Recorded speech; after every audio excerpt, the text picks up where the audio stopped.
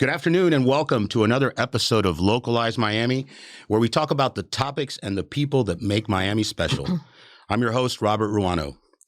Before I introduce today's guest, I want to briefly share something that's been on my mind lately. Like many of us, I've been watching the ICE enforcement actions in Minneapolis. What stood out was that what I saw in videos from multiple angles didn't fully align with what we were later told. In one case, officials said Renee Good weaponized her car and that an officer had no choice but to shoot her 3 times. Yet public footage raised serious questions. Days later, Alex Preddy was described as a gun-wielding violent threat, while a video appeared to show him recording events on his phone.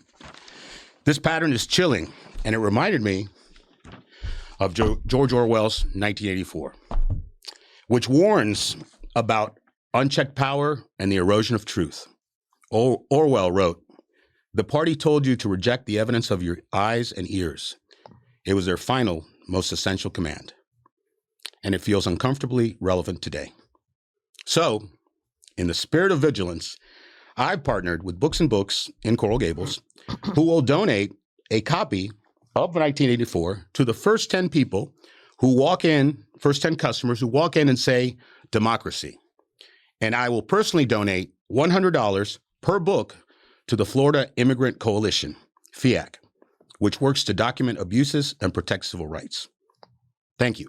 And now, on with our amazing show. Today, we're joined by South Florida legend from Actors Playhouse, Barbara Stein, and Broadway actor and director, Stephen Christopher Anthony.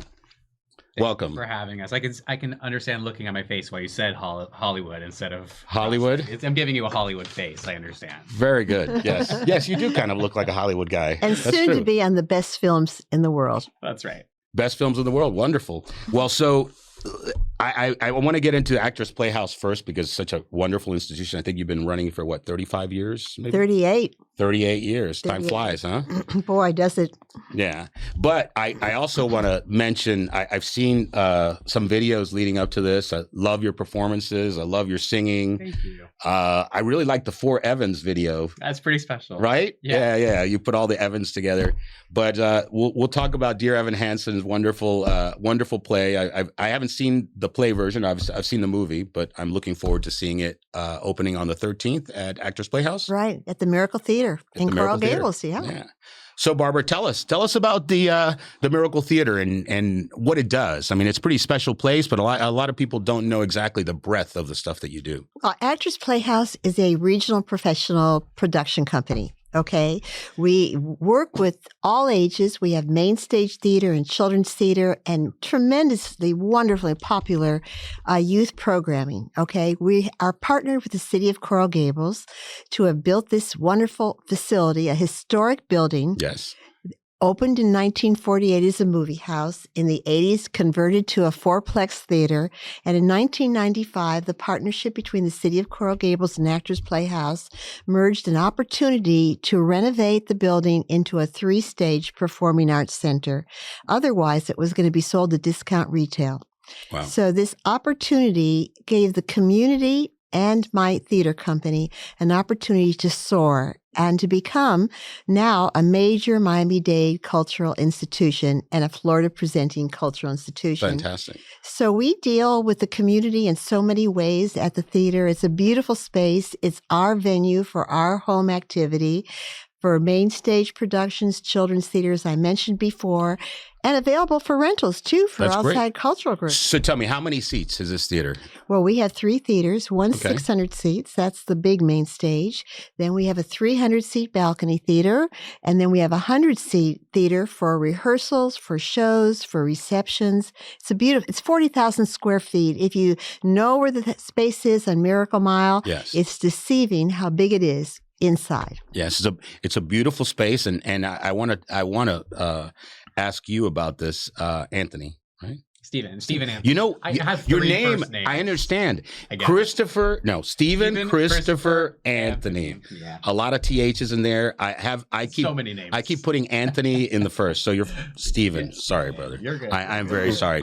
So I'm I was interested in talking with you because I read somewhere that you kind of grew up in the theater, basically, Yeah. but that you also played Joseph in the Joseph and the Technicolor. I did just up in Boca at the Wick Theater. Yeah. You didn't play it here in Miami? It wasn't here, unfortunately. Oh, okay. I thought you had played it when they did it. No, so I was like 10 when they did Oh, it here. okay. I saw it, and actually, it was that production of Joseph. There were so many kids in it that I think inspired the theater to start the group called the Musical Miracles, which is like an annual. 1994, that was actually happening. Were Yeah. you Oh, were you okay. with us back then too? No. I It was a hadn't Joseph yet. that you did in 1994. No, there was another one. You did it in at the Miracle Theater. It's true. but like 2010. Right. Right? But the theater that inspired the Musical Miracles that you were in Oh, I see. was way back in our Kendall days, our first theater company Oh, in okay. Kendall. Right, Yeah. right. Okay. So I then became a part of that Musical Miracles group. I was there every weekend. I see. Like my parents couldn't keep me away from it. I would get there at 10 o'clock in the morning and work with the Miracles all day. I'd usher for the evening shows at night so I could get in and see those shows. I mean, this. We're so proud Did of you- that. Did you know you wanted to be in theater? As soon as I got there, I did. Yeah? I don't think I did before. I had been taken on field trips many times to see the Theater for Young Audiences shows, and I was mesmerized by them. I don't think I really like put together that this was a career that people can actually do. Mhm. Until he wore the loincloth in Yes. Jungle Book. Tell him about your 8-year-old first professional Well, What gig. was it? One of my teachers came home or called home one day and was like, "You got to get this kid on a play. He's just singing all day. He's singing in class. You got to get him an outlet." What school? Howard Drive Elementary. Okay. And I did a school play there, and I just thought that was just fun, and I wasn't taking it very seriously. And my mom said, "Look, they're holding auditions for a summer show at Actors Playhouse. You're going to go audition." I said, "No, I'm not. Absolutely not. There's no way. I don't want. I'm too nervous. I won't do it." Eventually, I came around. I said, "Fine, no audition." I probably went there when I was 10 years old. I don't think I went a week without being there from that day onward. Mhm. I just fell in love with the place. That's where I realized, oh, this is what I love doing. I want to do it forever. Fantastic. And then what took you to New York and Broadway? I guess you said I got to be in New York, right? No? Yeah, that's where the hub of the industry is. Even all these regional theaters that you get to pop out of New York to do, everything auditions there. So I came up here. I went to New World downtown, Mm-hmm. School of the Arts for high school. I went to Florida State to study theater. And then my whole senior Florida State class, we all moved to New York together. Just Really? packed up one suitcase, Fantastic. hopped off a bus and hoped for the best. Fantastic. And now, obviously, you're here because you're directing Dear Evan Hansen, which you That's right. played in the touring company, right? I did The touring lead? and Broadway. Touring and Broadway. Yeah. That's wonderful. And so tell us, I know, and Barbara, I want to hear, because Dear Evan Hansen is it can be difficult for some people because of the theme. And I know you've done a lot to try to make sure that there's community engagement, workshops, and things around the play. So can you tell us a little bit about that? And tell us a little bit about the play for people that don't know. Well, the play is all about the life of a young man, 2 young men, okay? One has a tragic outcome, and the other is trying to save that young man because he also had social indifferences in his life.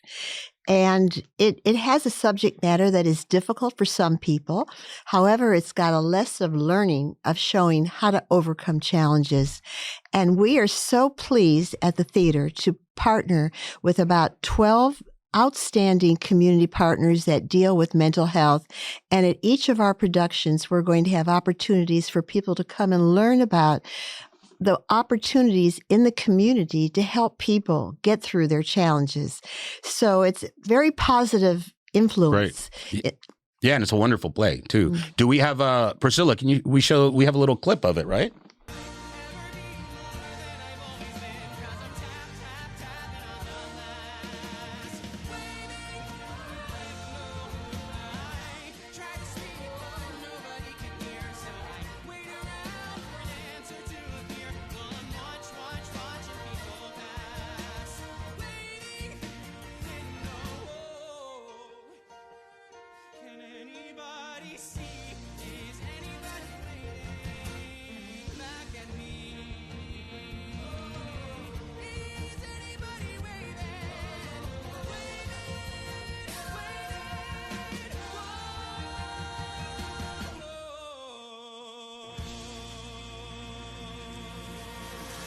You don't seem that much older there. I mean, Oh, except for the beard. Thank you. I grew out the beard. I threw some glasses on. I said, I got to look a little older if I'm going to direct. Well, I know Evan Hansen's supposed to be 17 though, right? That's right. Yeah. That's So, right. you But know. how exciting it is to have somebody that grows up with you and learns from you and moves on and develops his own career, Mhm. and to be able to come back home to his own community and to be able to come back in a different opportunity as a director. That's a very big opportunity. And you're not even the only one. I think there's several people that kind of started their acting or their drama at Actors Playhouse and then now have gone on, right? Absolutely. In fact, the Tony Award winner from the Broadway show worked at our theater many times, Rachel Bay Jones, and she won the Tony on the New York show. And were you in that show as an ensemble at that time when she was on? Oh, yeah. Not with her here at Actors Playhouse. No, at New York. I did have an Hansen with Rachel. Okay, yes, there you yes. go. She's a lovely woman, and it's just what it's all about in the industry, you know, growing your career and being part of coming back to where you grew up, and it also blossomed our organization and transitions it into the future of opportunities for many people, you know, like Stephen. Yeah. Well, I'll be honest with you. I'll probably like maybe some men. I'm not a big fan. I wasn't a big fan of musical theater, right? But I've a couple of shows that I've seen at your place have been really phenomenal, and we've gotten kind of back into it and take my wife and we like it. You know, we really enjoy it now. Well, she's always enjoyed it. Well, theater. Well, first of all, we do mostly musical theater. We do straight plays too. Our children's theater is only musical theater, but theater itself tells stories. It tells stories of life situations where people can relate to their own lives, and it tells stories of how you can learn about other people. It's an amazing, amazing venue to make you a better person. And which is why we like what we do so much, because we feel we make a difference in people's lives and the community as well-being. Plus the economic value of all the people coming to theater and the money they spend in a community. Oh yeah, I mean your theater is huge for Coral Gables. Listen, that's why the Brings city a of lot of Coral money. Gables partnered with us. They needed the foot traffic way back in 1995 when the city needed to be revitalized, and we feel proud to be part of that. That's fantastic. There's a lot, and so Dear Evan Hansen is going to run from the 13th for 3 weeks. Now, how big is the cast? Tell us a little bit. Actually, it's going to run for 4 weeks. 4 weeks. I'm sorry. Yeah, 4 weeks. Okay. Yeah. How big is the cast? Is it a big production? What's it like? We've got 8 to 11 actors. So we've got 8 actors on stage and 3 understudies, and we've taken those 3 understudies, we made them a part of the ensemble of the show. It's pretty intimate. I think that's what's cool about it, especially for somebody who doesn't necessarily see a lot of musicals or might not be their thing. Very, very different kind of musical where it feels a lot more like watching a movie, where it's much simpler and it's just about watching the unexpected twists and turns of the stories of the story unfold. Right.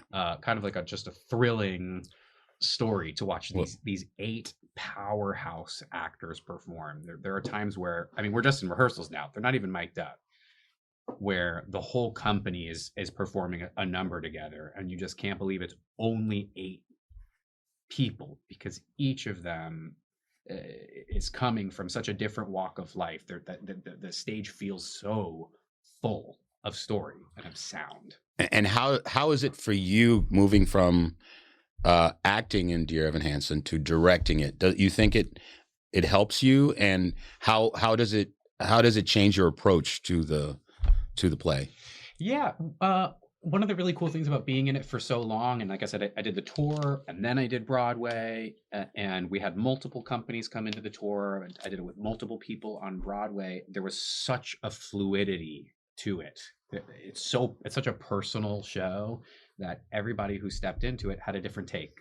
All of the women who played my mom in the show were so different, and it had such an impact on, well, now my show's different because you got to respond to the person that you're with. So I came into directing this with the idea that there's not really a right or a wrong way to do it. It's about making sure that it's really personal to the people who are doing it. We started off rehearsals with that sort of a conversation, and God bless this incredible group of actors. They have really made it their own and breathed a new life that comes from their own experience. And are these actors all from here, or they come from different places? Where It's they a nice mix of both. There's quite a few South Florida local actors who you may have seen at Actors Playhouse before. There are quite a few new faces that you've never seen perform there before. It's a nice mix. And so Barbara, this must be really interesting for you. When you met him, he was 10 years old? Around that age, yep. So it's 20-some years? Well, it's All a right, lot. Don't age me here. And don't age me either, okay? Because if it's 10 years for him, it's 10 years for me too. But I tell you the truth, it's quite an exciting thing to know that you are part of an organization that has built this really. I mean, our team at Actors Playhouse has been together for 38 years. I mean, it's a long gig together. We're in a process now of trying to infuse new opportunities, new staffing, new growth, the future. But we've all worked together so well, and we take personal pride in the relationships we've created and the opportunities that we have for people we know and new people we meet. I mean, we really are a relationship-based organization. Mm-hmm. And it's a very exciting thing to have Steven here. First of all, he's just a lovely person, okay? And he's a caring person about what he does. And he cares about where he came from. And we just love the opportunity to be able to give people like that chances. And he's very well deserving of this opportunity, and we're so proud to tout all of his credits. He was in Catch Me If You Can on Broadway. Oh, I'm glad you brought that up. He was also in the Book of Mormon. This kid is no kid around town, okay? So Frank Abagnale, right? Abagnale, yeah. Abagnale. I actually read that book when I was probably 13, 14 years old. That book has been around. That was a really old book. Yeah. And then they made it into the movie. Yeah. That must have been a really interesting role. And you were how old then? 20. Sorry, that 21, book just 20, 21. Okay. And then you were playing a 16-year-old, right? 16, 17-year-old. Look at me now, still playing 16. See, that's good. That's good. Yeah. There's kind of like a similarity there within those characters and those stories too, because that's also a story about a guy who gets caught up in a lie. Okay. Yeah. Which is sort of the Evan Hansen thing too, right? Mm-hmm. He gets caught up in this lie on the first day of school. It snowballs. He doesn't know how to handle it. It spins out of control. Anyway, just like I'm kind of just putting that together right now, sort of like the parallel between those two stories. Except Frank Abagnale did a lot better. Yeah. Right. Yeah, a lot longer. Yeah, he had the life. That was thrilling. And let me tell you what, he's still around and thriving. And he came and saw that show a bunch of times and made himself available to us to talk and ask questions. And that was really good. It's when a criminal becomes a celebrity. Yeah. You know? Well, so anyway. Seems to be happening all the time, right? Yeah, it does. Whoa. Yeah. Whoa, won't touch that one. So tell us what I know. Because I've known you for a while and work with you, and I've seen some of the things you're doing. I know you're putting in new seats at the theater, 600 new seats. Oh, we are. You did a new ADA walkway, and you're doing a lot of other stuff. You put in a screen in, so now you're screening movies. Yeah, that's your screen, not somebody else's screen, right? No, it's our screen. It's a new projector. We've got the latest technology for that. Yeah. We're always upgrading the theater. Now it's been 30 years since we've had new seats in the theater. So we have a wonderful seat campaign going on now. People can name their seat for posterity in this beautiful historic building. And the seats are being ordered. They're going to be delivered in August. So we open up our new season with this brand new look in this historic space.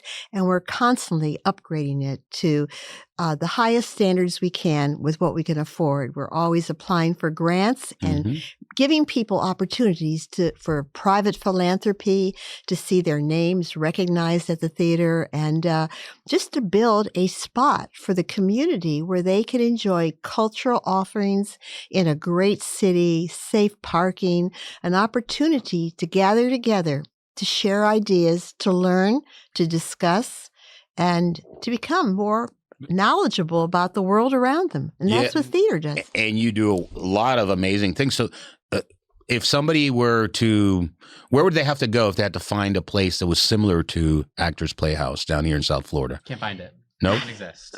There Right? Well, I like to say that, but it's good to know that you think that too. There are lots of good theaters. Our colleagues do great work. We're unusual because we have such a major youth program as well as our main stage. And in Miami-Dade County, we're such a big institution by our size. And, our obligation, not only as a professional theater to produce theater, is to maintain that building as well. Right. We maintain a lot of it. The city, of course, has its obligation for parts of the building too, but it's a major responsibility. We have a $5 million budget, which if any other organization were doing this, it should have cost them probably $10 million because our team is so creative and good at what they do. And about $800,000 of that is actual in-kind services and cost savings, real cash cost savings. So there's a community out there that finds what we do to be really great for them. There's a community in Coral Gables with our restaurant partners that appreciate the business we bring with 150,000 people coming to Coral Gables a year. And there's a youth community that has taken their kids here and they're coming back with families, third and now starting fourth generations. Yes. It's making me feel old, but fourth generations to enjoy theater year after year. And it's just a great feeling. That's all I could tell you. And you make a great point about the building itself, because aside from the wonderful programming, aside from the economic development, the jobs that you have and you're creating, and the cultural impact in the community, you have a wonderful gem of a building that's a historic building that we've grown up with. I mean, you talk about, aging yourself. The first time I went in that building was 50 years ago. Wow. To watch Jaws. Yeah. Oh, so that's interesting. 50. Because we're going to be featuring that screening this summer because there you go. Doing the show. I'm not going. The still Shark freaks me out. We're doing that, and we're doing The Shark is Broken, a Broadway play. Oh yes, That's that I want to summer see. show. That I do want to see. So we're combining the effort based on this historic element of the show being there and Jaws being premiered there. So we try to do things for the community that will bring them on board. And, since COVID, it's been pretty difficult bringing the audiences back, not just for us, for every theater in town and every theater in New York, as a matter of fact. I mean, they're doing revivals in New York that you never thought they'd do because they sell. So it's a really difficult business, in particular since COVID. Life has changed. People's lives have changed. Well, yeah, since COVID and then since the last election, the arts, we know that the arts have been slashed. There's really difficult funding for the arts. So anyone out there, private dollars, very important. Foundations, very important now. Corporate philanthropy, very important. But I'll hop on and say, with everything that's going on right now and with how isolated we all kind of have been since COVID and because of COVID, is exactly the show that we're doing right now, which is about how do we reach out to one another. We've all got our phones. We can all send each other texts, but how do we sit across from each other and really I like that show message up for each other? We need to be together. We need to be in community. Yes. And the Miracle Theater, the Actors Playhouse, is fostering that sort of community. Like the first responsibility, of course, is you put up amazing plays. Right. But it is also just a place that brings people together in really unique ways. And this is the time, and this is the show. Come sit in a room full of 600 people and feel something together. Yeah. Go to your heart place and connect with each other. It is. You bring up a great point, because somebody mentioned something. It was about when we were kids watching shows like Mork and Mindy would come out and stuff. Everybody had this shared experience of seeing things at the same time, right? We no longer have these shared experiences so much. We're watching the shows. We watch it at our own pace. We're not watching it other people the same time. The next day you went to school or you went wherever you were, and everybody's talking about the same thing because they spent those same 2 hours watching things and had the shared experience. Right. Obviously, this is different. This is in person, which is even more important. But I think I agree with you. I think it's very important. You can't replicate the experience of live theater. No, you can't. Even at a movie, there's a separation between you and the screen. Sure. There's something immediate that happens in a live theater that you can't replace it. You can't replace it with your TikTok videos. Well, yeah, and I'll tell you the thing about Actors Playhouse for me, it's really when you go to a show, it's an experience because we typically, and I think most of your guests probably have dinner downtown in downtown Coral Gables. It's before, an event, you're right. So you go to have dinner, you go there, you have drinks, before you start. You see friends, people you haven't seen forever. It's like a real neighborhood in there. In the lobby, I usually see 10 people that I know at least, and you see them throughout the show and whatever. We have a lot of loyal patrons. And we also do a tremendous tourism business. We're funded by the Tourist Development Council, as a matter of fact. And we figure we have about 17% tourism coming to our theater just by looking at zip codes. I mean, out of the county. Anyway. Fantastic. Some of them are Broward and Palm Beach, but out of county, people coming to the theater. And it's really a meeting hall. Yeah. Of minds to experience things together. Yeah. So we have a little bit over 3 minutes left. So tell us, Evan Hansen, February 13th, everybody come out and see it, Actors Playhouse. But what's after? What's the season like? Very quickly. We have Dial M for Murder, which is going to be in our smaller balcony theater where an intimate show can be presented. And that's going to be a terrific cast as well, a great play. And it's a little different. I think the female's the leading lady, whereas it's usually a male in the play. So it's a new book on Dial M for Murder. And then The Shark is Broken this summer. Okay. And then we're ready to, and not quite entirely to the public, we're ready to do our next season, will be our 39th season. Okay. We just celebrated 30 years in the Miracle Theater, which was built into a performing arts center. And so there's an opportunity for every year to be mentioned because we're doing our 35th Reach for the Stars Gala auction in April. So there's always something going on. There aren't enough days in the week or hours in the day. I don't know how you have the energy, by the way. You have a lot of energy. I'm a jackrabbit because I love what I do and I love the people I deal with. They're warm and engaging and caring. And caring people always get something accomplished. Yeah, you really do have a great team. We're all about humanity. Yeah. Theater's about humanity, and so is dealing with the people about humanity. Yeah. So, Steven, are you living back in Miami? We have a little time, but I'm curious about that because I know you're from here. I'm back and forth. Okay. This is now the third season that Barbara and David Risco have brought me back to work from New York, which this is a great time to be out of New York. Yes, get to be in definitely. So I'm based out of New York, but I'm here quite a lot, which is great. He was our musical director in Waitress, and he played. I saw Waitress, and he played a lead role in Legally Blonde the year before, 2 seasons fantastic. ago. That's right. All right. So what's next for you after Dear Evan Hansen? I'm actually going straight to Fort Myers from here to work on Little Shop of Horrors. Nice. At Florida Repertory Theater. Yeah, and then I've got the summer in Aspen. Tough. It's a pretty tough flight. I know. We're going to come visit you in Aspen. Yeah, you got to come visit. It's funny you said Little Shop of Horrors because my wife and to all the wives out there, I would encourage you, if you want to encourage your husbands to get into musical theater. This is the one. Well, when we've gone to New York, she's booked stuff for me like Little Shop of Horrors, Spider-Man, Frankenstein, stuff. Sure. So it's kind of like the entry into musical theater. Yeah, totally. And then you get to Hamilton, you're like Actors blown Playhouse away. actually produced the pre-Broadway show, not the revival, the first revival of the Broadway show with the Richard Frankel Company. I forget what year, so many years have passed by. We produced it here, the pre-Broadway show, A Little Shop of Horrors. Oh, nice. Yeah, it was pretty cool. Hunter Foster was our dentist in this show, our show, and he actually was recast for it in New York as well. So pretty exciting. I love That's those. Sutton Foster's brother. He's a big director now himself, Hunter Foster. All right. Well, listen, thank you very much. This has been wonderful. Thank you, Robert. Yeah, Barbara, Steve, Steven, Christopher Anthony. Yeah. I should just SCA. There you SCA. go. It's that's a people call me that. Yeah. SCA is a talent agency, right? Oh gosh, I don't know. I thought it was. Okay.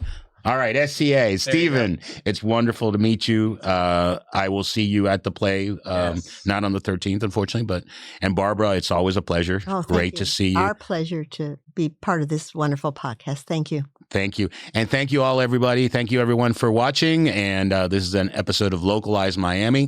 Thank you, Community News. Thank you to our producer, Priscilla, and our assistant with everything over there in the back, Hugo. Thank you, Hugo. And thank you, obviously, to our hosts here, Michael and Grant Miller, or as I call them, the brains and the beauty. You know, Grant always wants to be the beauty. So, and thank you guys. Have a great night. Have a great afternoon, and we'll see you sometime soon.